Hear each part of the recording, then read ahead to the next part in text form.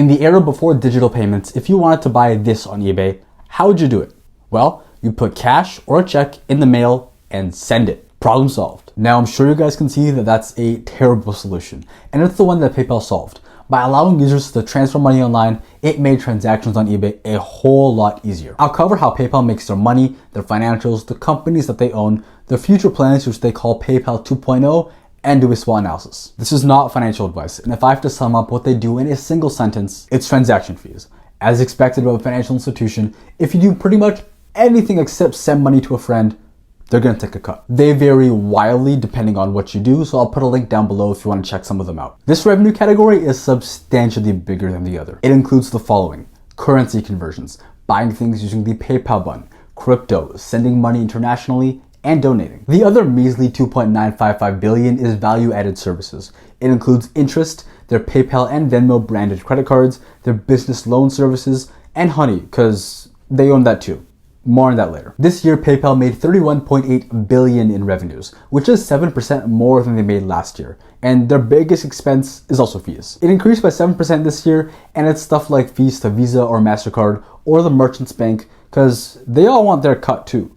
There's also credit losses, which has decreased compared to last year. It ends up with net income at a slight 2% decline and now at $4.1 billion for 2024. I want to have a quick conversation about PayPal and their use case today, because when they started, they solved the problem of sending checks through the mail. It also acted as a faster way to pay, because you don't have to enter your credit card information on a not so trusted website. All you have to do is click the PayPal button, which looking back, all of these made sense. Because if someone told me I had to send a check or cash through the mail to buy something online, I would look at them like they're crazy. But this does beg the question, what are they good for now? Because all credit cards are usable online, especially today. Your browser saves your card information, and security has never crossed my mind in recent times. When was the last time you were online and said, I don't trust this website, so I'm not going to put in my credit card details? Unless you're on some super sketchy site, although for this case, I'm talking legitimate businesses. I think they're widely accepted today because they benefit from network effects. It just makes no sense for a merchant to not have PayPal as a payment option. It's also a way to send money to your friends for your half of the restaurant bill. You could also use Venmo, but they own that too. But even so, PayPal is growing. The total payment volume that passed through PayPal last year was 1.7 trillion. It grew steadily but had a jump in 2021. No doubt as a result of the pandemic forcing everybody inside. They have 434 million active accounts, with 35 million of those being merchants. On average, each consumer made around 61 purchases. Even as the user count growth has almost flatlined over the last few years, partly due to the perhaps structural issues that I was talking about earlier, it looks like the people who use PayPal are using it even more. Although that growth is starting to slow too. I do want to note something here. They count their active accounts by the number of people who have completed a transaction within the last 12 months. The number of monthly users is 223 million. The total payment volume and user count do end up affecting their top line, which started out at 9.2 billion 10 years ago and grew at around 13% annually until they have reached today, we're making 31.8 billion. It is very steady growth. Geographically speaking, PayPal makes over half of their revenues from the US, although they are deeply entrenched internationally too. Some other big chunks are Germany and the UK, none of which are over 10% of the revenues, by the way. Net income is steady. It was growing at a constant pace until 2020, where it exploded due to the pandemic. Stuck inside, you're forced to buy things online. And who is the payment processor that is super online? You guessed it, PayPal. Net income has stayed right around that level except for 2022, where it increased because of transaction expenses, slightly higher credit losses, and they had to pay some more taxes. The transaction expenses went up because of the fee mix. Not all ways to get money are created equal. It simply costs more to get money from your credit card compared to your bank account. There is a reason you don't pay rent with a credit card.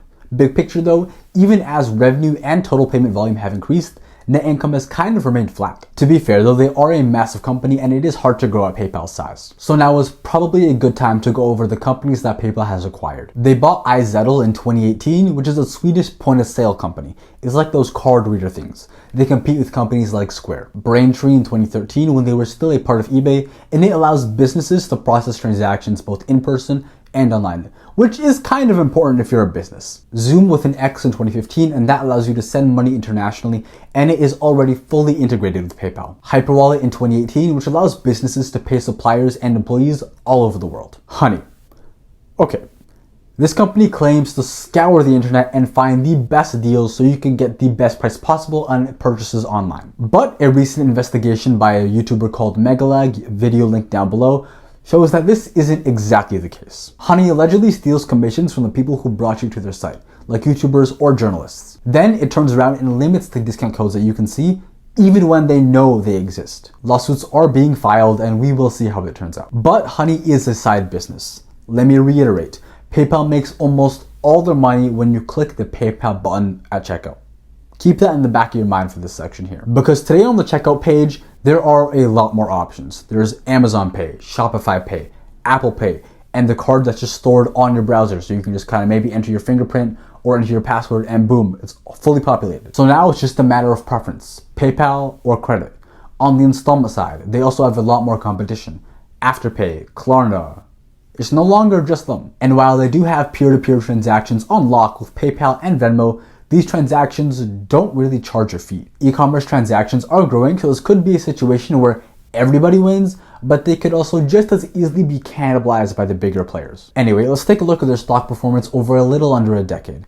PayPal does take a massive jump, and so does Block, formerly known as Square, the company that makes this and Cash App. Now, they did both cool off after the pandemic, and you can see that MasterCard, a more traditional payment platform, is just chugging along the whole way through.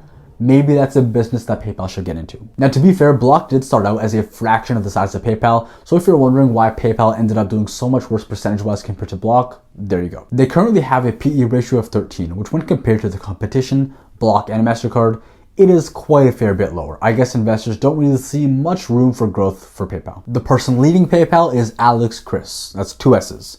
He joined in September of 2023, and he previously worked at Mint for 20 years. He's replaced around 13 executives since he's joined and is leading the company through a multi-year transitional period. They call it PayPal 2.0. I'll have the presentation link down below. Something cool that he mentioned is that they're building an API that merchants have access to, so that when you ask a chatbot, what stuff would I need for a camping trip, PayPal will use the data that they have on the merchant's inventory and add the stuff that you would need to your cart. Let's say a hiking bag, a jacket, and some boots. PayPal would already know your shoe size, your clothes size, and your favorite color based off your previous transactions, with your consent of course. So you review it, and if you say, I like it, let's go. Well, it knows you have Amazon Prime, so it'll make the purchase there so you can get free shipping. Their thought process is, instead of asking an AI what you need for a trip and then having it recommend you stuff in list form, they can put those suggestions directly in your cart, essentially acting as a link between you who wants the stuff, the chatbot who will give you the advice, the businesses who have the inventory, the payment part, which is them, and also the delivery service. Now, before you go, whoa, this is so cool, or come on, this guy is really hyping things up, let me pour some salt on this because there's so many things that can go wrong. First, the chatbot has to give you good answers because I don't want shorts if I'm going to the Arctic. Also, how much data are consumers really okay with sharing? How okay will customers be if PayPal picks a higher priced item because they do make money as a percentage of the total transaction value? And on the flip side, how okay will merchants be if PayPal acts in the customer's best interests and finds the absolute lowest price possible, cutting deep into a merchant's margins? Also, can they even make this happen? And if yes,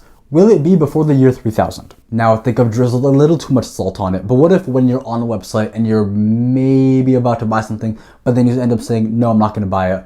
PayPal just offers you a little bitty deal. The business benefits because they get a sale, the customer benefits because they get a slight discount. Could be something. Some of their more realistic goals is to grow Venmo among the 18 to 29-year-old demographic, the people who are just starting to make money and manage it.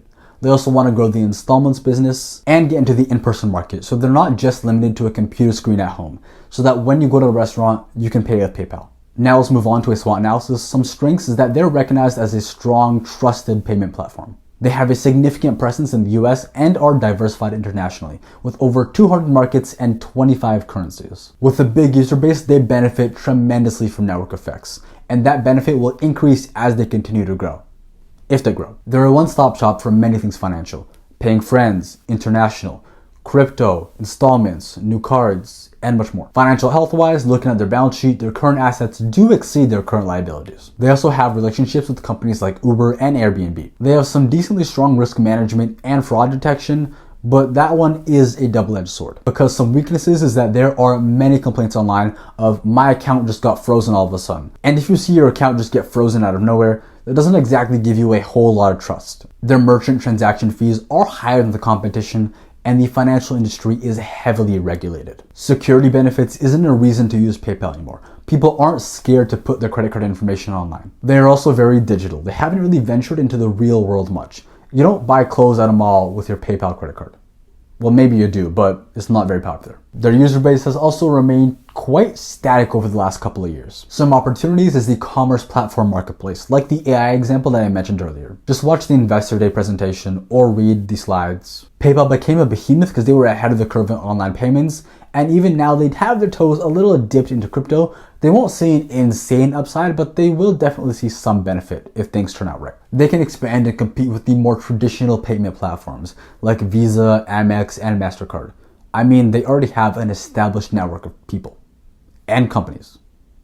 They could do it. In their Investor Day presentation, they did mention that their features aren't well integrated and they have to be built into each product separately. They're working on integrating those. This is the timeline, and that will definitely cut down on some costs. Threats, the Honey lawsuit. We have no idea how massive the damage is, but that could be a lot. Things like Apple Pay may deal lots of damage to PayPal, because why use PayPal when you just use Apple Pay? It's already on device. There's intensifying competition in everything that they're in. Digital is no longer the young people's thing. Whether they be traditional banks or some new fintech company, everybody wants a cut. They do a lot of business in foreign currency, and that could have a noticeable effect on their earnings, but they do have a team who is just there to manage that risk. Economic downturns, because as the total spend goes down, so too do their revenues. Their PayPal 2.0 plan may turn out to be an absolute dumpster fire too. Well, that's PayPal, the company that you used to use to pay your pals, but they've passed on that mantle to the next generation. Go on, Venmo. Fulfill your destiny. Become great. Although they aren't exactly new either. Well, please like, sub, let me know what you guys want to see next. This is not investment advice. If you guys want investment advice, talk to a financial professional, or maybe read this. It's a decent guide by the SEC. Anyway guys, like, sub, and goodbye people.